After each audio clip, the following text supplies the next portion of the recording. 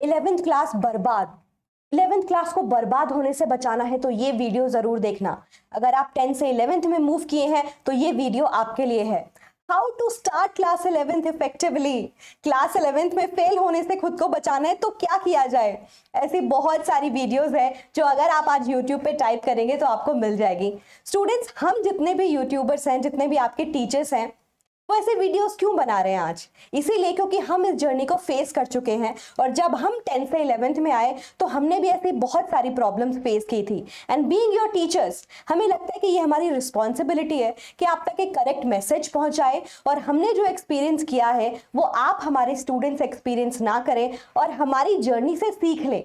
इसीलिए मैं अनुभा गौड़, आपकी केमिस्ट्री टीचर, आ गई हूं आज आपकी मदद करने on our channel Anubha and Atoms. तो मेरे प्यारे एटम्स, आपका बहुत सारा स्वागत है। अगर आप भी 11th क्लास में आए हैं इस साल, अगर आप साइंस ले रहे हैं, चाहे मेडिकल हो चाहे नॉन मेडिकल हो, चाहे आप कंबाइनली पीसीएम भी ले रहे हैं, तो प्लीज इस वीडियो को आखिर तक जरूर देखिए। चाहे आप इस वीडियो के स्पीड को 1.5x से 2x पे भी लगा सकते हैं, बट डोंट मिस एनीथिंग, क्योंकि सारी की सारी बातें मैंने अपनी जर्नी के बेस पे भी ऐड की है और बहुत सारे बच्चों के एक्सपीरियंस पे ऐड की है। वो इसलिए क्योंकि अगर आज आप 10th में अच्छा भी करके आए हैं, आपको उम्मीद है कि 10th में आपके 95 प्लस आने वाले हैं, अगर आपको लगता है कि आप साइंस में 100 में से 100 भी लाएंगे, तो इस बात की कोई गारंटी नहीं है कि आपका 11th में रिजल्ट अच्छा आएगा। ऐसा भी हो सकता है कि 11th के मिड टर्म में आप पासिंग मार्क्स लेके आए, फेल हो जाए।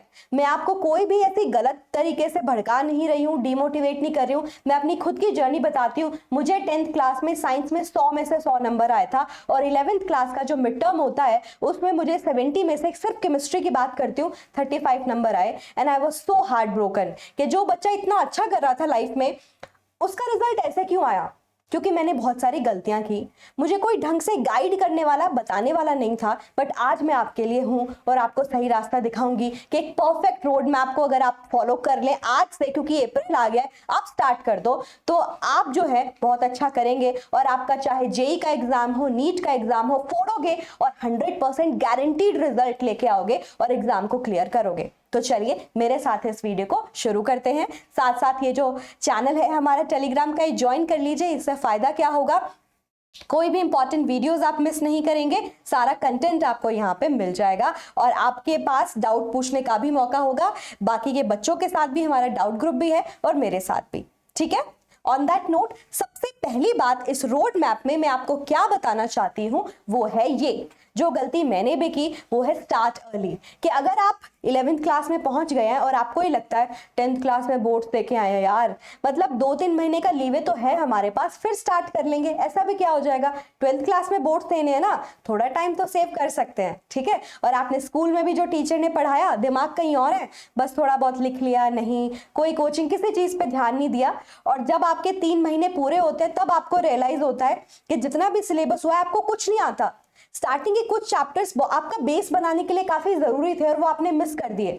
अब मान लीजिए चैप्टर चल रहा है 4 और आपको पता है कि इस चैप्टर 4 का तो कुछ नहीं पता, आता पता 1 2 3 तो कभी समझे ही नहीं थे और अब तो ऐसा लग रहा है कि हमारी नैया डूब गई, अब करे तो क्या करे। फिर वीडियोस पे आप टाइप करते हो कि बैकलॉग कैसे क्लियर किया जाए, 11th क्लास को कैसे अच्छे से पढ़ा किया जाए, इन चैप्टर्स की वीडियोस देखने लगते हो, या फिर ऐसे दिमाग की घंटी बजती है कि अब कोचिंग ली जाए क्या, है ना। और अगर आप चाहते हो आपकी कोई बैकलॉग ना बने, अगर आप चाहते हो कि कल को आप कॉम्पिटिटिव एग्जाम क्लियर करो, तो मेरी इस बात को ध्यान रखो that you have to start early. अगर आपको 1% बच्चों में बनना है जो समय रहते सीख लेते हैं कि 11th class is equally important for your medical journey, for your JEE journey, 11th class is equally important, क्योंकि सिलेबस का डिवीजन देखोगे ना 11th 12th का ऐसे ही रहता है 50-50, 49-51। और इवन फिजिक्स की मैं बात करूं, 11th का सिलेबस ज्यादा इंपॉर्टेंट है, आप समझ रहे हो। तो ये सारी बातें आपको ध्यान में रखनी है और अपने समय को लाइटली नहीं लेना है। ये नहीं समझना है कि कल कर लेंगे, परसों कर लेंगे, कल करे सो आज कर, आज करे सो अब, ठीक है। तो आप मुझे प्रॉमिस करके जाइए that you will start early और कि मैंने स्टार्ट कर दिया है मैम, हमने आपकी बात सुन ली है, ठीक है। आज तुम्हारा 2 अप्रैल है, आज से ही स्टार्ट कर दीजिए अपनी जर्नी और मुझे इस वीडियो पे कमेंट करके जाइएगा 1 हफ्ते बाद दोबारा आके कि हाँ मैम मैंने अपना केमिस्ट्री का एक चैप्टर पूरा कर लिया है। That will be very great, क्योंकि पहला चैप्टर 11th का बेसिक कॉन्सेप्ट ऑफ केमिस्ट्री आपका सबसे इंपॉर्टेंट चैप्टर है 11th क्लास को स्टार्ट करने के लिए, और उसके बिना आपको बहुत दिक्कत आएगी, ठीक है। वरना वही जो मैंने बोला कि होगा कि आप बोलोगे मैम बैकलॉग कैसे क्रिएट करें, तो ये जो गलतियां आप मत करना, क्योंकि बाद में आपको रियलाइज होगा कि सिलेबस इतना वास्ट है, चाहते हुए भी आपका सिलेबस पूरा नहीं होगा, या फिर आपके बेसिक्स इतने अधूरे रह जाएंगे, आपकी टॉपिक्स पे कमांड ही नहीं बनेगी और आप बाकी बच्चों से पीछे हो जाओगे और वो ना कवर अप भी नहीं कर पाओगे, 12th में भी कवर अप नहीं कर पाओगे, क्योंकि 12th में जब जाते हो ना बहुत सारे चैप्टर 11 से इंटरलिंक्ड होते हैं, तो 12th की ऑर्गेनिक बिल्कुल नहीं समझ आएगी अगर तुमने 11th की ऑर्गेनिक नहीं की। In the same way 11th के फिजिकल केमिस्ट्री के कुछ ऐसे चैप्टर हैं जो 12th से कनेक्टेड हैं, अगर वही नहीं आए तो 12th भी तुम्हारी बर्बादी हो गई समझो, ठीक है। तो ये प्लीज कर लो that you are starting early, you are starting from today itself. Comment जरूर कर देना yes ma'am I am starting from today itself, ठीक है बच्चों। तो ये गलती मैम से सीख लो कि नहीं दोहरानी। दूसरी और सबसे इंपॉर्टेंट बात है नो योर सिलेबस। अगर आप 11th क्लास में आ गए हैं, आपका आज सबसे बड़ा फर्ज क्या बनता है कि अपना सिलेबस निकाल के रख लो। सिलेबस कौन सा? 2 सिलेबस की कॉपी निकालो, एक है सीबीएसई, एक जो भी आप एग्जाम देने वाले हो जेईई या नीट। सीबीएसई का सिलेबस हम एनसीईआरटी वाला फॉलो कर रहे हैं, और इसी तरीके से जेईई नीट की बात करें तो उनका जो सिलेबस है एनटीए की वेबसाइट पे ऑलरेडी अपलोड हो चुका है। फर्क क्या है?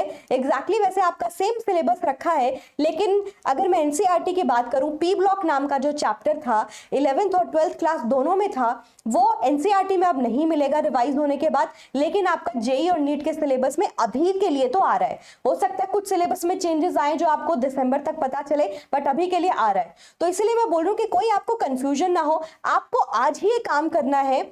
चलो कल तक का टाइम देती हूँ, आप एक फोटोकॉपी वाले शॉप पे जाइए, अपना सिलेबस ये पूरा का पूरा उसका प्रिंट आउट निकलवा के ले आइए, एक चार्ट लीजिए और उस चार्ट पेपर पे वो जितने प्रिंट आउट है चिपका लीजिए। एक तरफ सीबीएसई का सिलेबस, एक तरफ आपका जेईई या नीट का सिलेबस। चाहो तो आप एक बुकलेट भी मेंटेन कर सकते हो। इसका फायदा क्या होगा? मान लो आपने पहला चैप्टर पढ़ा, आपको चैप्टर ऐसे नहीं पढ़ना पढ़ा खत्म बुक रखी इधर, नहीं, आप जब चैप्टर पढ़ते हो आप वो जेईई नीट का सिलेबस और सीबीएसई का सिलेबस साथ साथ खोलेंगे और उसमें मार्क करेंगे या हाईलाइट कर देंगे कि मैंने ये टॉपिक पढ़ लिया है, मैंने नीट के लिए भी जेईई के लिए भी ये टॉपिक पढ़ लिया है।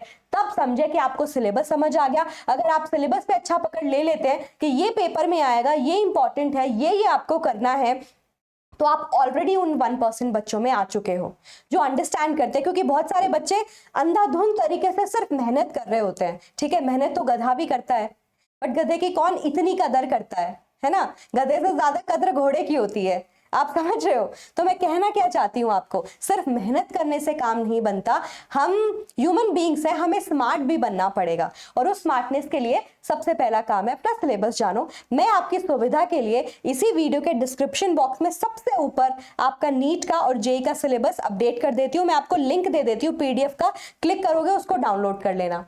अब हैरानी की बात मान लो, अच्छी बात मान लो कि आपका सिलेबस एग्जैक्टली सेम है जेईई और नीट का, डिट्टो कॉपी। सबसे पहले नीट का सिलेबस आया था, थोड़ा खराब तरीके से लिखा हुआ था, फिर जेईई का सिलेबस रिलीज हुआ, वो थोड़ा अच्छे तरीके से लिखा है। तो आप कोई भी देख लो, सेम सिलेबस है, और आपको जान के ये जरूर खुशी होगी कि आपका जो सिलेबस तो सेम है, लेकिन जेईई मेंस की मैं बात करूं और नीट की बात करूं, अब दोनों पेपर का लेवल ऑलमोस्ट सेम आता है। पहले जेईई मेंस थोड़ा डिफिकल्ट आता था, लेकिन अब कुछ टाइम से ये एनटीए ने सोचा कि इन दोनों पेपर का लेवल हम ऑलमोस्ट सेम रखते हैं। हाँ, एडवांस का level will be very very tough. तो इस चीज को याद रखिए कि दोनों एग्जाम एक साथ चाहो तो भी आप तैयारी कर सकते हो, अगर आप पीसीएमबी लेके बैठे हो तो, ठीक है। तो आपको सारा सिलेबस पता चल गया। मैं आपको एक बार फिर भी केमिस्ट्री का सिलेबस थोड़ा सा दिखा देती हूँ। ये लास्ट ईयर का सिलेबस है।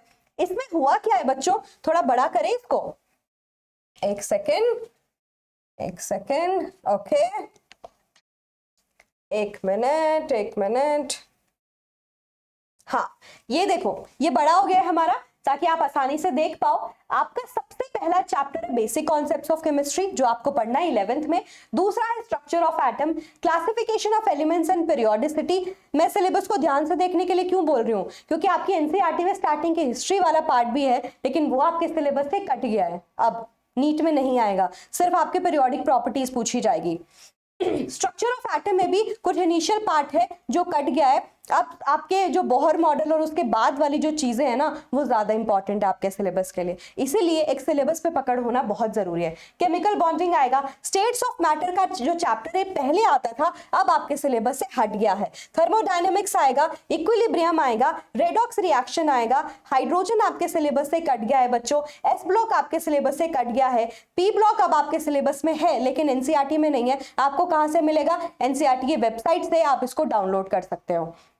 ऑर्गेनिक केमिस्ट्री सबसे इंपॉर्टेंट टॉपिक है, इसके बिना पूरी ऑर्गेनिक केमिस्ट्री नहीं आएगी। Basic principles and techniques, hydrocarbon and environment chemistry. अगर आप देखें इसमें ये 14 चैप्टर थे, इसमें से कितने चैप्टर आपके सिलेबस से हट गए हैं? अब आपका ये वाला जो टॉपिक है ये आपका सिलेबस से हट गया, एनवायरमेंटल केमिस्ट्री 1 एंड देन ये हो गया सेकेंड, ये हो गया थर्ड, 3 चैप्टर, और ये स्टेट्स ऑफ मैटर 4 चैप्टर हट गए हैं। मतलब आप खुश हो जाओ, आपको केमिस्ट्री के 10 चैप्टर पढ़ने हैं, अब आपको 14 चैप्टर नहीं पढ़ने, और इसमें भी कुछ कुछ पार्ट डिलीट हुआ है। ठीक है, तो ये सारा सिलेबस है आपका 11th क्लास का। चलिए अब हम बढ़ते हैं अपने 12th क्लास के सिलेबस पे।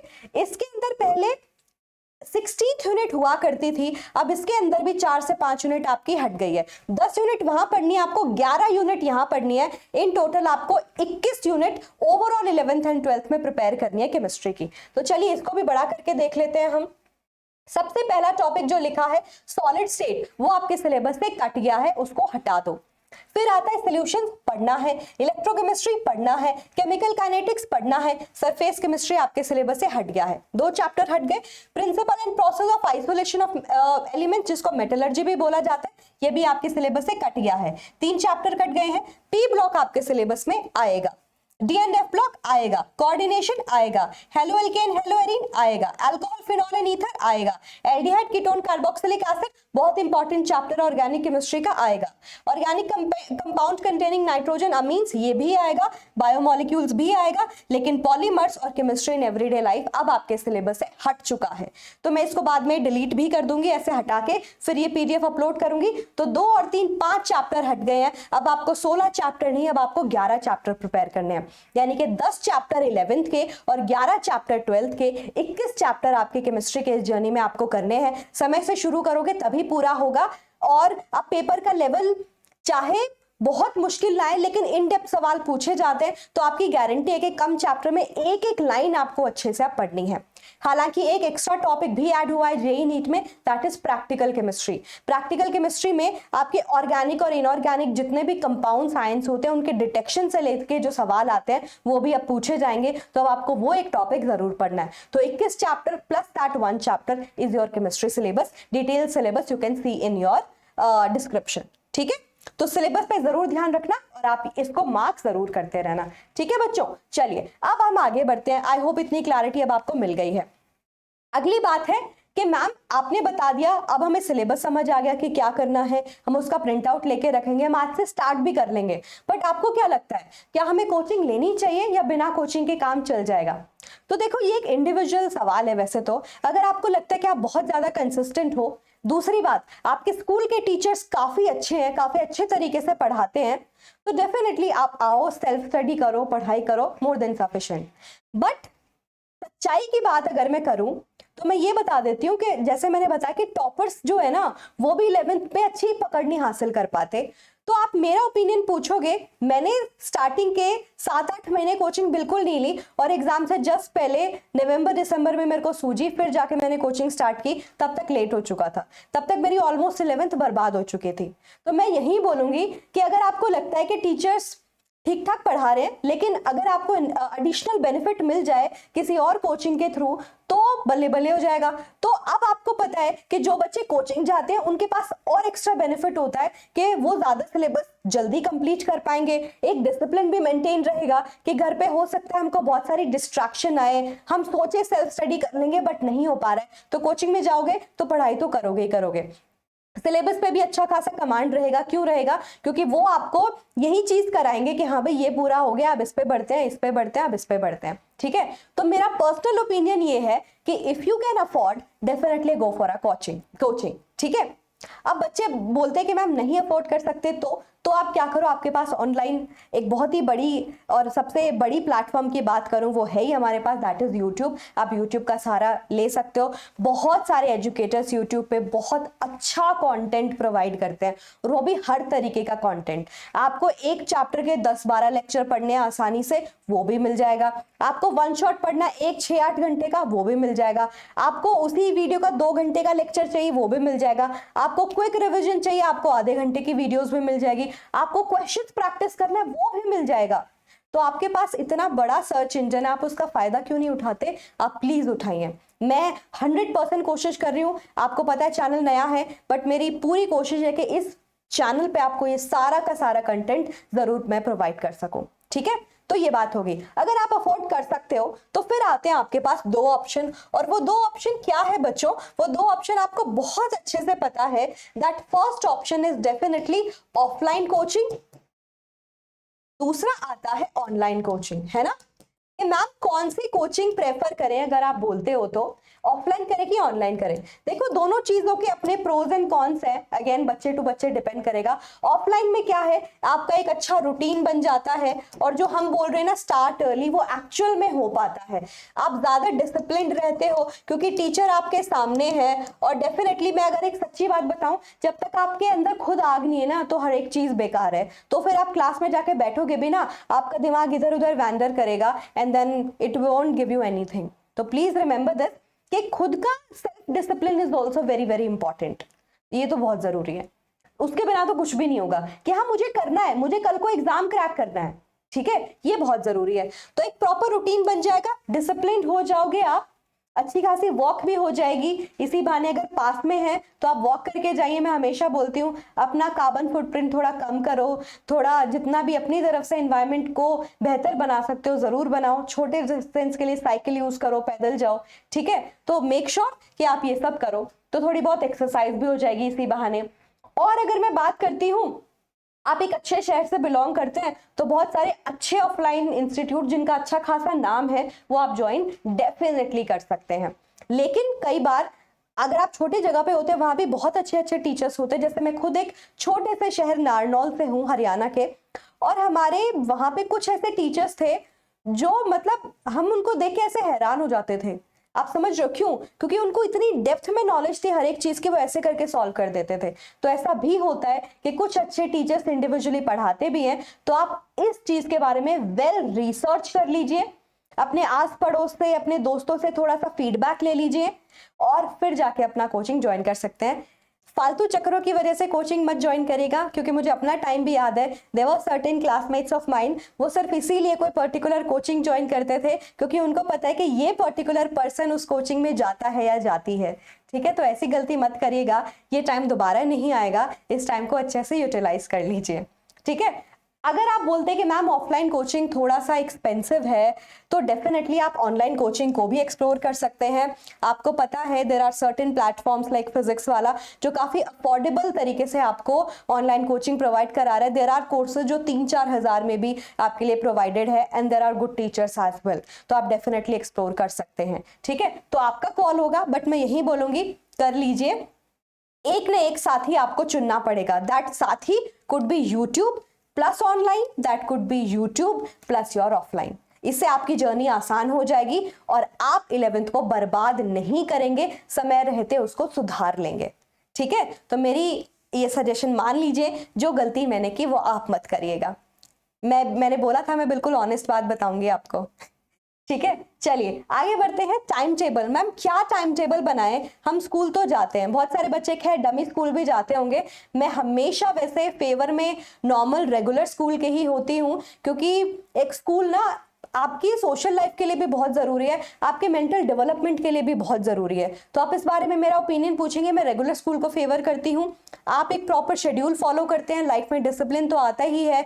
You meet so many people and friends, जिसके थ्रू आपका दिमाग भी थोड़ा शांत हो जाता है। अगर उसमें 10 चीजें चल रही होती है, हमें नहीं पता कब क्या चीज हमारे दिमाग में प्ले करने लग जाए। यू हैव योर टीचर्स, आप कभी कोई फ्री पीरियड में जाके उनसे बात करके थोड़ा बहुत गाइडेंस भी ले सकते हो। हमेशा कुछ टीचर्स ना स्कूल के बहुत अच्छे होते हैं, सेल्फलेस होते हैं वो हमेशा चाहते हैं कि बच्चों की मदद कर सके, और टीचर्स ऐसे होने की वजह से बच्चे भी उनको पसंद करते हैं। तो आप प्लीज अपना कोई अच्छे टीचर जरूर देखें जो आपको गाइड कर सके, और अच्छा फ्रेंड सर्कल भी चूज करिए जो पढ़ाई के लिए आपको मोटिवेट करे, ना कि हुड़दंगबाजी के लिए कि चलो यहाँ वहाँ। मैंने बहुत सुना है टीचर्स को ही बोलते हैं चल तू बाहर मिलियो तेरे को मैं बताता हूँ, है ना। ऐसे लोगों के साथ नहीं रहना है, जो सीनियर्स बन के जूनियर्स को बुली करते हैं, ऐसे लोगों के साथ भी बिल्कुल नहीं रहना है, ठीक है। तो आप जरूर करिए।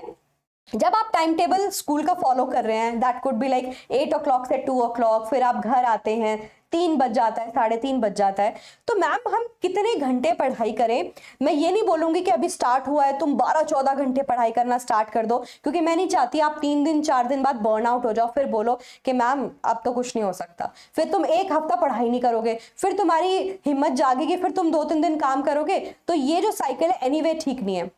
Regularly small efforts will give you big change rather than big effort in few time, है ना। ऐसा बिल्कुल मत करिए। तो आप टाइम टेबल में अगर आप पूछेंगे कि मैम हम कितने घंटे एक दिन में पढ़ाई करें, तो मैं आपको बोलूंगी 4 घंटे से लेके 6 घंटे। अगेन 6 घंटे हो सकता है स्टार्टिंग में आपको थोड़ा एफर्ट आए, क्योंकि आप 10th से अभी 11th में आए ही हो, बट आप ये समझ लो कि आपको 4 से 5 घंटे तो पढ़ना ही पढ़ना पड़ेगा, ठीक है। इस ड्यूरेशन के बीच में आप धीरे धीरे करके उसको बढ़ा सकते हैं, क्योंकि अब आपको 3 से 4 सब्जेक्ट को डील करना है और सब पे इक्वली ध्यान देना पड़ेगा। हो सकता है मेडिकल वाले बच्चे बायो को ज्यादा पढ़ें, नॉन मेडिकल वाले बच्चे मैथ्स को ज्यादा पढ़ें, ये होगा भी, क्योंकि मेडिकल फील्ड के लिए 50% सिलेबस बायो का आता है। नॉन मेडिकल में मैथ्स जो है अच्छे खासे बच्चों की मतलब हालत खराब कर देता है। Maths needs more attention and more practice. तो इसीलिए बोला कि आपको उस एक सब्जेक्ट को हर दिन में 2 से 2.5 घंटे तो देने ही पड़ेंगे, हो सकता है ज्यादा भी हो। Then you have your physics also and then chemistry, जो कि कांस्टेंट है दोनों फील्ड में, तो आप उनको भी 1.5 घंटा मिनिमम देंगे ही देंगे। 1.5 घंटे में ना जितना टीचर पढ़ाता है ना बस वही रिवाइज हो जाता है और कुछ क्वेश्चंस कर पाते हो मुश्किल से आप। तो आप मान के चलिए कि आप 5 घंटे तो आप इसी तरीके से आपको देने ही देने पड़ेंगे। मैंने आपको काउंट करा दिया कि हाँ भाई एडिशनल सब्जेक्ट को बाद में देख लेंगे, क्योंकि उस पर कम एफर्ट करते हैं। कभी कभी हफ्ते में एटलीस्ट 2 दिन जो है आपको वो एडिशनल सब्जेक्ट भी पढ़ने पड़ेंगे, ठीक है। तो मैं यही बोलूंगी ये जो हफ्ते के 6 दिन है आप इसी तरीके से बांटिए। आप हर दिन 5 घंटे मिनिमम से लेके 6 घंटे पढ़ाई करिए, क्योंकि मैंने आपको काउंट करके बता दिया है, और आप अपने मेन सब्जेक्ट्स पे फोकस करिए। लेकिन उस हफ्ते में से जो 2 दिन है ना, उन 2 दिन में आपको अपने एडिशनल सब्जेक्ट पे भी ध्यान देना है, क्योंकि पता नहीं चलता कब ये सब्जेक्ट आपको परेशान कर दें, ठीक है। यानी कि मिक्स एंड मैच, कि आपने मैथ्स पढ़ लिया, मैथ्स के साथ साथ आपने इंग्लिश, और इंग्लिश के साथ साथ कोई भी दूसरा सब्जेक्ट लिया है, चाहे वो आईटी लिया है, कंप्यूटर साइंस की कोई लैंग्वेज ली है, चाहे आपने म्यूजिक लिया है, फिजिकल एजुकेशन ली है, साइकोलॉजी ली है, कोई भी लिए, कम से कम 2 दिन आपको हफ्ते में उसको पढ़ना है। संडे को आपको क्या करना है बच्चों? संडे को मैं हमेशा बोलती हूँ कि don't over exert yourself. Sunday को इस पूरे के पूरे 6 दिन में अगर आपसे कोई चीज मिस हो गई, अगेन पूरे दिन पढ़ाई नहीं करनी, थोड़ा रिलैक्स भी करना है, थोड़ा शांत भी करना है खुद को, लेकिन आप 2 से 3 घंटे पूरे दिन में पढ़ाई जरूर करिएगा, और उसमें कोशिश करिएगा कि आप कोई बैकलॉग क्रिएट ना होने दें। बैकलॉग क्रिएट करने का मतलब क्या है? आप टीचर में स्कूल में या कोचिंग में कहीं पहुंच गए, आपका कोई ना कोई टॉपिक छूट गया था, रह गया था, और अब टीचर आ गया, आप पीछे हो, तो आप उसको कवर कर लो। क्योंकि मान लीजिए टीचर कुछ और पढ़ा रहा है, आप वहीं अटके हो, तो आपको समझ नहीं आएगा। अगर आपको समझ नहीं आएगा तो आपका टाइम वेस्ट, और ये जितना भी ड्यूरेशन तक चलता जाएगा आप समझो सिर्फ और सिर्फ आप टाइम वेस्ट कर रहे हो, ठीक है। तो आप उस पर होल्ड लेने के लिए इस संडे को इस तरीके से यूटिलाइज कर सको। If you are following this, trust me, थोड़ा बर्नआउट भी कम होगा, और आप समय रहते कंसिस्टेंसी शो करके बहुत अच्छा रिजल्ट लेके आएंगे। ऑलराइट एवरीवन, फिर एक और इंपॉर्टेंट और लास्ट पॉइंट की बात करते हैं, सोर्सेज, कि मैम हम क्या क्या फॉलो करें इन टर्म्स ऑफ बुक्स। मैंने बता दिया कि कोचिंग आपको करनी है, बिल्कुल करिए। अगर मैं सोर्सेज के टर्म्स में बात करूं, 2 चीजें आ जाती है, एक तो हो गई तुम्हारी बुक्स और दूसरे हो गए तुम्हारे नोट्स, है ना। बुक्स एंड नोट्स के बारे में बात करते हैं कि आपको कौन सी बुक्स फॉलो करनी चाहिए, क्या नोट्स बनाए नहीं बनाए, बारी बारी से बात करते हैं। बुक्स अगर आप फॉलो करते हैं, मैंने बताया है आपको, एनसीईआरटी आपकी मेन किताब होनी चाहिए। एनसीईआरटी आपकी मेन किताब क्यों होनी चाहिए, मैं आपको प्रूफ के साथ बता सकती हूँ, एक वीडियो भी इस पे बना दूंगी। जेईई मेंस उठा लीजिए, नीट उठा लीजिए, सारा का सारा जो पेपर है एनसीईआरटी से ही आता है। और बच्चे क्या करते हैं, एनसीईआरटी को अदरवाइज ले लेते हैं, उसको पढ़ते ही नहीं है और कोई और मोटी सी किताब उठा के उसे पढ़ना स्टार्ट कर देते हैं। एनसीईआरटी में अगर आप एक पैराग्राफ भी पढ़ोगे ना, वो आपकी किसी हेल्प बुक में 3 पेज में कम से कम मेंशन होगा, 2 पेज में। ऐसा क्यों? क्योंकि वो उसी पैराग्राफ में काफी सारी इंफॉर्मेशन दे देता है। तो हाँ, हेल्प बुक जरूरी है उसको सिंप्लीफाई करने के लिए, बट आप कोशिश करिए एक एक लाइन एनसीईआरटी की पढ़िए और उसको हाईलाइट करिए। इसके लिए मैं एनसीईआरटी हाईलाइट नाम की सीरीज भी साथ साथ करा रही हूँ। हाईलाइट करने का मतलब ये नहीं आप अपनी एनसीईआरटी को रेनबो बना दें, बिल्कुल रंगीन कर दें, इंपॉर्टेंट चीजें हाईलाइट करनी है। वो कैसे पता चलेगा? जब टीचर पढ़ाता है उस टाइम करिए ना, मैं पढ़ाती हूँ उस टाइम मैं बताती हूँ ना, तो आप इसको फॉलो करिए। और जब आप एनसीईआरटी को फॉलो कर रहे हैं, साथ साथ अपने नोट्स बनाइए, क्योंकि मैं आपको बता दूं self notes are the best. कोई टॉपर उठा के देख लो, किसी के नोट्स ले लो, हाँ बहुत इलैबोरेटिव होंगे, लेकिन आपने खुद नहीं बनाए ना, तो शायद आप उस तरीके से ना समझ पाए कि उसने ये चीज ऐसे कैसे करके क्यों लिखी है, उसके इस लाइन में बॉक्स का क्या मतलब है, उस बॉक्स में क्या लिखना चाह रहा है। आप समझ रहे हो? उसने अपने दिमाग के हिसाब से बनाए हैं, उसको पता है इस चीज का क्या मतलब है।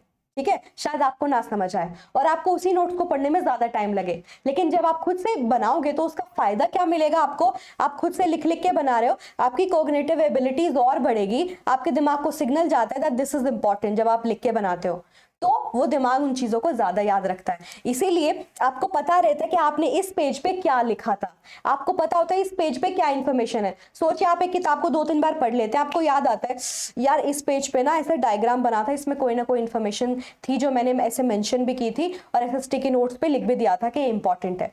ये टेक्निक्स समय रहते आज से ही फॉलो कर लीजिए। क्या? एनसीईआरटी पढ़नी है, जब टीचर पढ़ाता है एनसीईआरटी खोल के बैठिए और साथ साथ अपने नोट्स बनाइए। 2 कलर के पेन यूज कर सकते हैं, ब्लैक एंड ब्लू, ठीक है, that will be more than sufficient. Heading के लिए ब्लैक यूज करिए, बाकी आप ब्लू यूज कर सकते हैं। कोई डायग्राम वगैरह लिखना है पेंसिल का यूज कर सकते हो, पेन भी कर सकते हो, चलेगा, बट खुद के नोट्स जरूर बनाइए क्योंकि बेस्ट होते हैं। जब भी नोट्स बनाते हैं, चाहे स्कूल हो चाहे घर पे नोट्स बना रहे हो, मेक श्योर आप एक हर पेज में थोड़ी सी जगह छोड़ो कि मान लो ये आपका पेज है तो you have to make sure चाहे आप इतनी जगह करके छोड़ दो, चाहे आप इस साइड पे इतनी जगह करके छोड़ दो। इसका फायदा क्या होता है, जब आप तीसरी चौथी बार वो नोट्स पढ़ रहे होते हैं तो आपको समझ आता है अरे ये चीज लिखना भूल गए, क्योंकि उस टाइम पे ना सारी इंफॉर्मेशन दिमाग कैप्चर नहीं कर पाता, टीचर कुछ बोल रहा होता है, आप लिख रहे होते हैं। जब 2-3 बार 4 बार पढ़ लेते हो ना तो आपको और चीजें समझ आने लगती है और चीजें याद आती है कि ये भी मेंशन करना था, ये चीज टीचर ने बोली थी इंपॉर्टेंट है। तो वो आप इस तरीके से कहीं ना कहीं साइड में भी लिख सकते हैं। दूसरा तरीका ये है कि आप स्टिकी नोट्स उसके ऊपर चिपका के वो चीजें मेंशन कर सकते हैं। बहुत इंपॉर्टेंट है, ये चीज आपके बहुत काम आएगी। तो मैंने बता दिया, सिर्फ और सिर्फ सबसे पहले आपको एनसीईआरटी पढ़नी है। एनसीईआरटी पढ़ने में मुश्किल हो रही है, टीचर्स की मदद ले सकते हैं, साथ साथ कोई हेल्प बुक फॉलो कर सकते हैं। और हेल्प बुक में हम अपने टाइम में ये वाली किताबें आती थी जो फॉलो करते थे, प्रदीप है, मॉडर्न पब्लिकेशन की बुक आती थी एबीसी करके, फिर दिनेश ऑब्जेक्टिव केमिस्ट्री, ये वाली जो किताबें आती थी ये हम अपने टाइम पे फॉलो करते थे।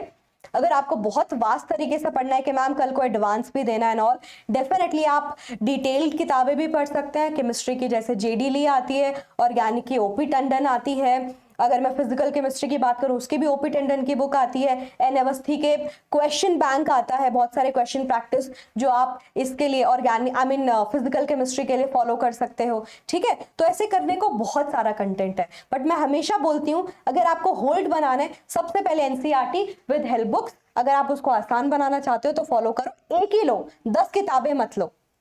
और जब भी आप कोई टॉपिक पढ़ो, मैंने बताया टेक्निक क्या होनी चाहिए, आपके पास सिलेबस है, आपने वो टॉपिक पे हाईलाइट कर दिया या अंडरलाइन कर दिया, मैं ये टॉपिक पढ़ चुका हूँ, पढ़ चुकी हूँ, लेकिन वहां पे काम खत्म नहीं होता। आपको उस क्वेश्चंस उस टॉपिक के सवाल लगा के प्रूफ करना है कि आप ये पढ़ चुके हो, वरना नहीं पढ़ा है। तुमने क्या किया, तुमने एक चैप्टर को, मान लो बेसिक कॉन्सेप्ट्स ऑफ केमिस्ट्री है, पहला चैप्टर केमिस्ट्री का, तुमने उसके 3 पेज पढ़ डालिए और उस 3 पेज में तुमने 6 टॉपिक पढ़े मान लो, तो तुम उन 6 टॉपिक के सवाल लगाओगे। और सवाल कहां से लगाने हैं? एनसीईआरटी के जो इंडेक्स क्वेश्चंस है, एनसीईआरटी के जो एक्सरसाइज क्वेश्चंस है, उसके बाद NCERT at your finger tips करके एक किताब आती है, ठीक है, NCERT at your finger tips. उसका काम क्या है, जे के लिए अलग आते हैं, नीट के लिए अलग, हर एक लाइन एनसीईआरटी के डिकोड करके सवाल बनाए हुए हैं टॉपिक वाइज। तो टॉपिक वाइज तुमने वो सवाल भी कर लिए, एकदम भले भले, बहुत बढ़िया बात हो गई। और फिर आते हैं PYQs, previous year question. Previous year question अगर आप 15 से 20 सालों के कर रहे हैं, that is more than sufficient. अब आपको पता चला कि कोई टॉपिक पूरा हुआ है, तो जब भी मैं एक दिन का शेड्यूल जो आपको बता रही हूँ, 5 घंटे मिनिमम पढ़ाई करो, आप 1.5 घंटे एक सब्जेक्ट को लेके बैठते हो, तो उस 1.5 घंटे में चाहे आप 4 टॉपिक पढ़ो, बट सवाल जरूर लगाओ। अगर आप सवाल नहीं लगाओगे तो फिर दिक्कत हो जाएगी, ठीक है। और कंसिस्टेंसी रखोगे तो ट्रस्ट में कोई बैकलॉग नहीं आएंगे।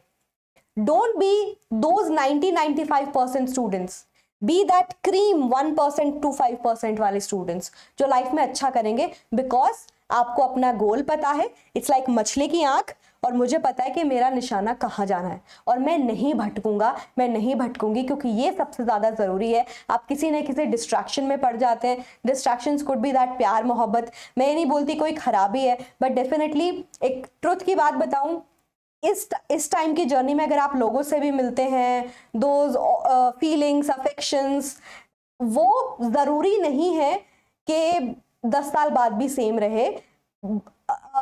लाइफ में लोग आते हैं और आपको बहुत कुछ सिखा के चले जाते हैं, बट ये मत सोचिए कि वो सिखाना ऐसे टाइम पे हो रहा है कि आप अपना मेजर लाइफ का टाइम डिप्रेशन में बिता दो, एंजाइटी में पड़ जाओ, अपने आप को लेके सवाल करने लगो। तो ठीक है, मैं कोई नहीं मानती, कुछ लोग अच्छे भी होते हैं, बहुत कुछ आपको अच्छे के लिए भी सिखाते हैं, तो मतलब वाइजली चुनो, बस इतना ही कहना चाहूंगी, ठीक है। वाइजली चुनो। फिर ऐसे दोस्तों की संगत भी अवॉइड करो जो आपको सिर्फ खराब बना रहे हैं, लड़ाई झगड़ा सिखाते हैं, लोगों को बुली करना सिखाते हैं। ऐसे लोगों के बीच रहो जो थोड़े एम्बिशियस हो, क्योंकि मेरे टीचर्स कहा करते थे कि आप लाइफ में जो भी बनते हो ना, वो आप लाइफ के सबसे क्लोज 5 लोगों का नतीजा हो। मतलब आपकी जो पर्सनैलिटी है, आप जैसे लाइफ में थॉट्स रखते हो, वो सबसे ज्यादा इन्फ्लुएंस आपकी लाइफ के क्लोज 5 लोगों से होता है। That could be parents, that could be close friends. इसलिए बोलती हूँ कि ध्यान से अपनी लाइफ के लोग चुनो जो एम्बिशियस हो, तो आपको भी मन करेगा यार मेरे को भी लाइफ में अच्छा करना है, ठीक है। तो ये भी आपके रोड मैप के काफी इंपॉर्टेंट स्टेप्स हैं जो आपको साथ में लेने हैं, ताकि आप 100% गारंटेड कल को अच्छा रिजल्ट लेके आ सको। और सिर्फ रिजल्ट ही क्यों, आप एक अच्छे इंसान भी बनोगे, क्योंकि अच्छे इंसान बनोगे तभी तो कल को अच्छा काम करोगे, जो हमें बहुत जरूरत है इस सोसाइटी के लिए, राइट। चाहे आप एक अच्छा इंजीनियर बन के करें, चाहे आप एक अच्छे डॉक्टर बन के करें। तो that's it from my side students, I hope it is helpful. अगर हेल्पफुल लगा है तो आपके इस प्यारे चैनल अनुभा एंड एटम्स को बहुत सारा सपोर्ट करिए। उसके लिए आपको थम्स अप बटन दबाना पड़ेगा, क्योंकि यूट्यूब को लगता है फिर कि ये वीडियो बच्चों को पसंद आ रही है, और ऐसे ही बच्चों तक वो वीडियो पहुंचाता है। क्या पता आप उन बच्चों की मदद कर ले जो ऐसे वीडियोस ढूंढ रहे थे, या फिर जिनके पास गाइडेंस नहीं थी, उनको गाइडेंस मिल जाए। एक कमेंट जरूर करके जाना, जितने ज्यादा कमेंट्स होते हैं उतना ज्यादा वीडियो भी प्रमोट होती है, और हमें इस चैनल को मिलके बहुत बड़ा बनाना है, ताकि मैंने आपके साथ जो भी सपने लिए हैं और इतनी हिमाकत की है कि ये चैनल इंडिविजुअली स्टार्ट करके, बिना किसी मोनेटाइजेशन के, बिना किसी पैसे के, कि हाँ इसको बड़ा करना है, बड़ा बनाना है, ठीक है। तो that is something that I really really want, ठीक है। तो चलिए मिलके इसको करते हैं, बहुत बड़ा बनाएंगे, and I try to be as helpful as I can. Share जरूर करिएगा एंड चैनल सब्सक्राइब कर लीजिए, आप नए हो। मैं अनुभा मैम आपकी इस जर्नी में आपके साथ हूँ, और इसी तरीके से आपकी मदद करती रहूंगी। Thank you, bye bye, take care and all the very best.